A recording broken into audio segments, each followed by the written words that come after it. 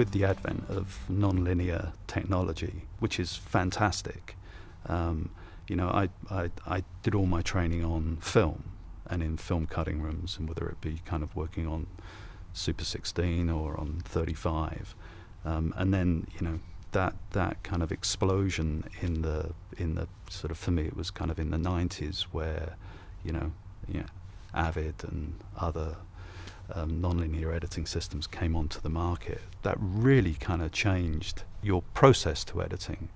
You know, I don't think I'll see another kind of transformation like that in my lifetime, as big as it was from film to nonlinear editing. But the key thing with editing is that the process that you need to put in as an editor is exactly the same. You know, you still need that thinking time, you know, because you can kind of, you know, make a cut on the Avid and then, you know, be a bit bolder because you can kind of just hit Apple's head and go back one stage or 10 stages if you need to. The thinking time that you need to kind of bring to make those creative decisions is the same. I think that for me the big transformation between moving from cutting film to non-linear was that you would always, on film, you'd always be kind of a little bit more conservative early on when you're assembling. So your action cuts would maybe be a little bit looser than you'd want, and you know, you didn't want to get into kind of making tiny little splices, so that when you kind of ran the film through the Steenbeck or through a projector, that there were kind of sellotape joints bouncing, you know. And so, but when I cut on Avid, you know, I remember clearly that, you know, being shown, you know, make a cut, you know, so marking in, marking out, boom, you know, drop this shot on the timeline, drop another shot on the timeline, and they kind of go, wow, that's really, really good. And then someone said, now hit those two buttons. Okay, and hit those two buttons, and it undid something.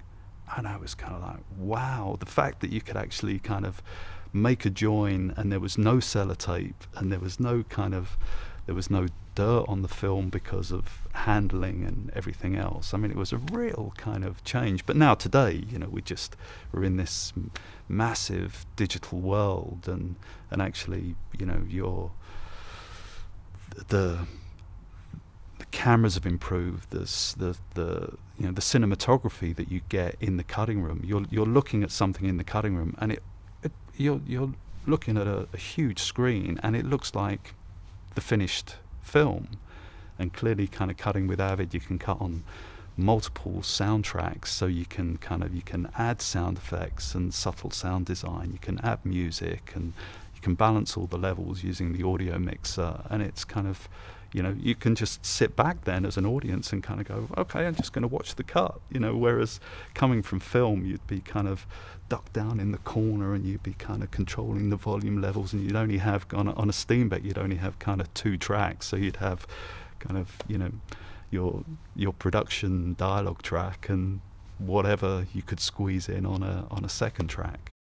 That whole world of nonlinear editing has opened up, and you know, now when you're presenting kind of, you know, even an assembly to a director, you know, you can have, you know, sound design. You can be a lot more bolder with the cut and try things out that maybe you wouldn't have tried out, and cut kind of multiple versions of a scene if you have the time.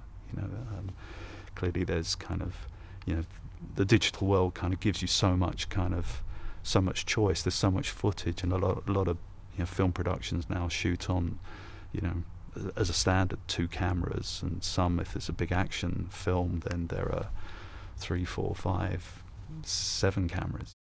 Avid is my first choice as a nonlinear editing system, and you know, I'm a big fan of kind of using Avid and the Avid kind of workflow on Media Composer. You know, the basis of it is kind of rock solid, and that works for me kind of as an editor cutting a film.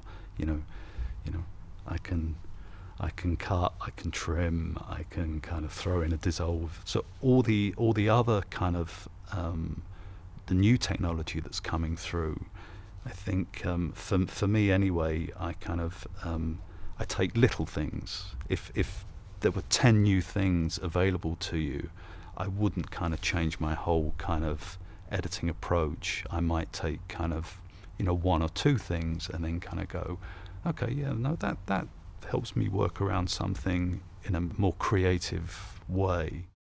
To anyone aspiring to get into the cutting room, you know, just try and get in and be around the editing process and the editing world and get your face seen.